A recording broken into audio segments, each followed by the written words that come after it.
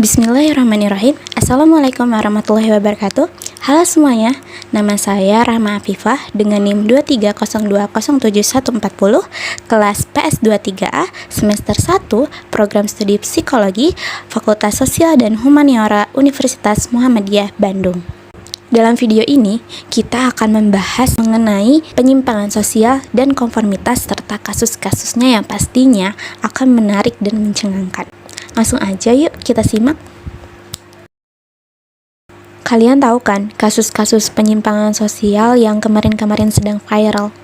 Bagi sebagian anak muda mungkin sudah tidak asing lagi ya dengan sosok Satria Mahathir yang kerap kali diperbincangkan di berbagai media sosial. Pria berusia 20 tahun yang akrab disapa Cogil alias cowok gila menarik perhatian berkat kisah cinta yang tak kalah gilanya dengan berbagai perempuan.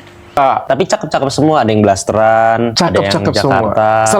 Bahkan saat ia berusia 17 tahun, ia menghamili seorang wanita yang berusia 1 tahun di bawahnya dengan hubungan di luar nikah. Lalu mereka menikah dengan pernikahan seumur jagung, hanya bisa bertahan selama 14 bulan. Sebenarnya kasus dia ini bisa terbilang banyak ya. Tapi sayangnya yang disoroti oleh mata hukum negara kita ini tidak sebanyak itu. Namun, baru-baru ini dia membuat kabar yang cukup sensasional dan kontroversial yang menyeret namanya.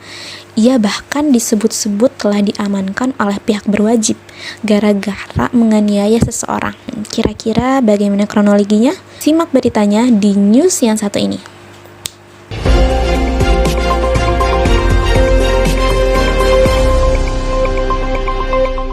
Seleb TikTok Satria Mahathir yang tengah viral dengan sebutan Cogil alias cowok gila resmi menjadi tersangka kasus penganiayaan bersama 3 rekannya dan ditahan di Polresta Barelang usai melakukan penganiayaan terhadap anak anggota DPRD Kepulauan Riau. Kasus penganiayaan ini berlangsung pada malam pergantian tahun baru di kawasan Tiban, Sekupang, Batam. Kepala Satreskrim Polresta Barelang Kompol Dwi Ramadanto menjelaskan kejadian tersebut berawal dari Satria yang sedang menjadi tamu undangan salah satu kafe di Batam. Ketika berada di sana, Satria dan RAT, yaitu sang korban yang berusia 16 tahun, bersenggolan hingga membuat keduanya terlibat cekcok dan terjadi perkelahian di luar area kafe.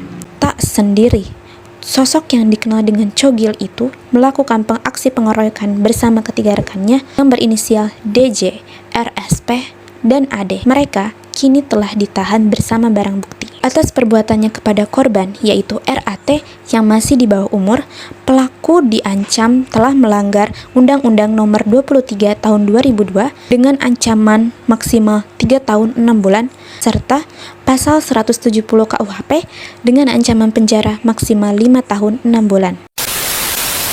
Nah, dari berita siaran news tadi, kira-kira kenapa ya kasus-kasus Satria ini bisa dikatakan sebagai kasus penyimpangan sosial atau perilaku menyimpang? Simak materinya yang satu ini ya.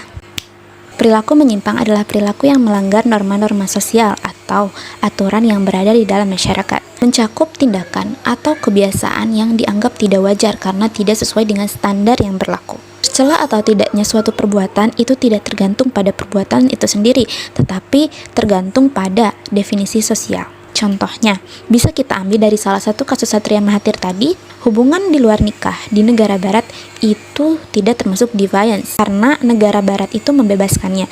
Akan tetapi, hubungan di luar nikah di Indonesia merupakan deviance atau penyimpangan karena negara Indonesia adalah negara hukum dan mempunyai agama. Bisa kita lihat bahwa kasus-kasus Satria yang sudah kita bahas tadi termasuk kepada bentuk perilaku menyimpang. Yang pertama, penyimpangan berdasarkan sifat, yaitu bersifat negatif pastinya. Yang kedua, ada penyimpangan berdasarkan perilaku, masuknya itu kepada penyimpangan individual. Faktor-faktor yang dapat mempengaruhi seseorang untuk melakukan perilaku-perilaku menyimpang diantaranya seperti pengalaman pribadi, kelompok teman, ketidaksetaraan sosial, tekanan sosial, media, entertainment, lingkungan rumah, dan lain sebagainya. Adapun teori dalam penyimpangan sosial. Yang pertama ada teori labeling. Teori labeling merupakan teori yang menggambarkan penyimpangan yang terjadi ketika individu terlebih dahulu sudah dicap atau diberi stigma negatif oleh orang-orang atau kelompok sekitar. Kita bisa lihat contohnya itu di Satria ini ya. Satria ini kan disebut sebagai cowok gila ya, cowok gila gitu. Mungkin salah satu alasannya adalah karena beberapa masyarakat melihat penampilan dia banyak tatonya gitu.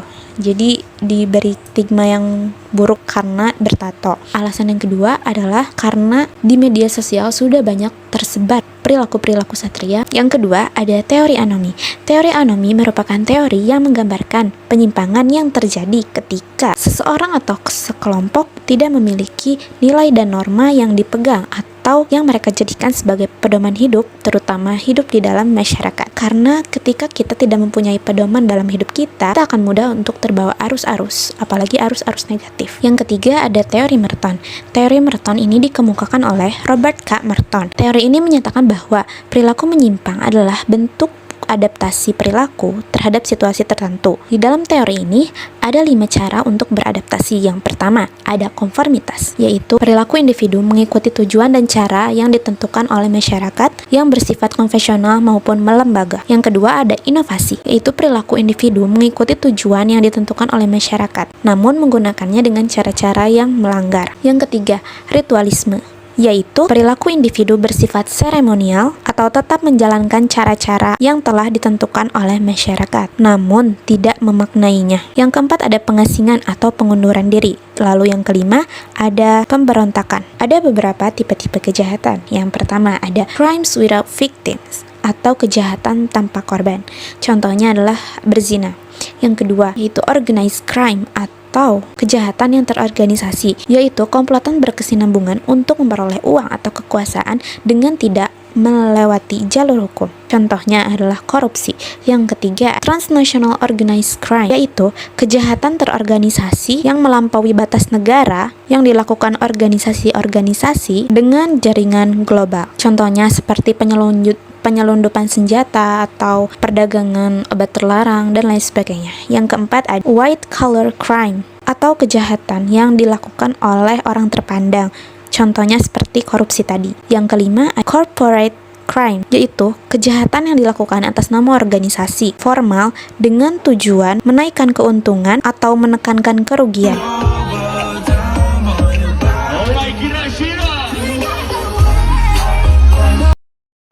Di sisi lain, kasus-kasus satria yang sedang diperbincangkan oleh banyak publik, ada netizen yang memuji-mujinya, bahkan menjadikannya fans. Kenapa ya? Di samping kasus-kasusnya, dia tetap mempunyai banyak penggemar. Apakah karena penggemarnya itu ikut-ikutan atau pengen viral juga? Langsung aja yuk kita simak pembahasan yang terkait. Konformitas merupakan bentuk interaksi yang di dalamnya seseorang berperilaku sesuai dengan harapan kelompok atau masyarakat di mana ia tinggal. Apa sih tujuan dari konformitas itu sendiri? Jadi, yang pertama, tujuan dari konformitas ingin diterima secara sosial dan menghindari celaan. Karena nggak semua hal ketika kita beda sendiri, kita dipuji.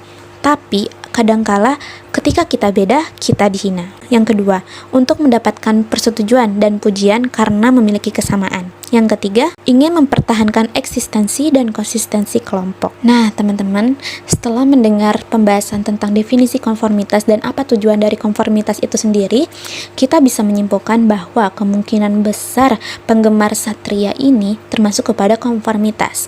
Kenapa? Karena diambil dari definisi dan tujuannya, kelompok penggemar satria ini pasti tidak sepenuhnya memberikan dirinya sebagai fans satria, karena satria ini dicap negatif. Maka dari itu, kemungkinan besar ada kelompok penggemar yang hanya ingin ikut viral ketika menjadi penggemar satria.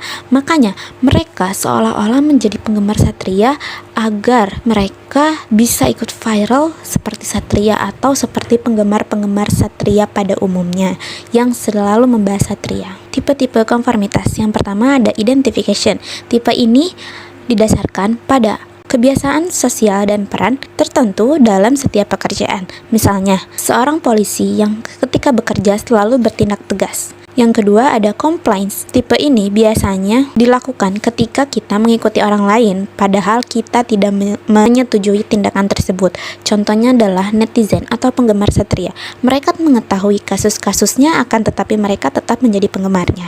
Yang ketiga ada internalization. Tipe ini dilakukan dengan mengikuti orang lain karena memiliki pendapat yang sama. Misalnya Ketika kamu menyukai atau menggemari satria, alasannya karena teman-temanmu adalah penggemar satria. Ada beberapa faktor pendorong munculnya konformitas. Yang pertama, ukuran kelompok dan tekanan sosial. Yang kedua, ada group unanimity atau kebulatan suara dari kelompok. Yang ketiga, ada cohesiveness atau kekompakan kelompok. Nah, yang terakhir ada status. Ada beberapa strategi agar dapat mengurangi perilaku menyimpang.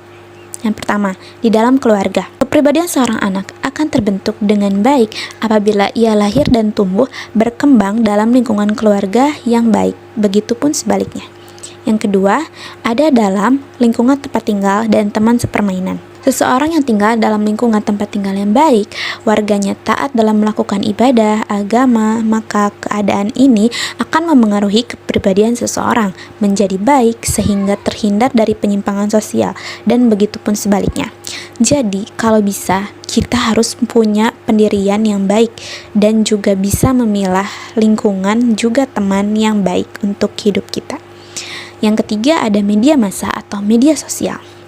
Langkah pencegahan agar tidak terpengaruh akibat media massa dan media sosial ini diusahakan bisa memilah dan memilih tontonan yang positif. Alhamdulillah, pembahasan mengenai penyimpangan sosial dan konformitas serta kasus-kasusnya sudah selesai kita bahas. Ambillah setiap hal positif yang ada di video ini dan jadikanlah pembelajaran untuk hal yang negatifnya. Saya Rahma Afifah, pamit undur diri. Terima kasih. Mohon maaf apabila ada kesalahan kata, ucapan maupun kalimat. Semoga video ini bisa berguna bagi banyak orang. Amin. Wassalamualaikum warahmatullahi wabarakatuh.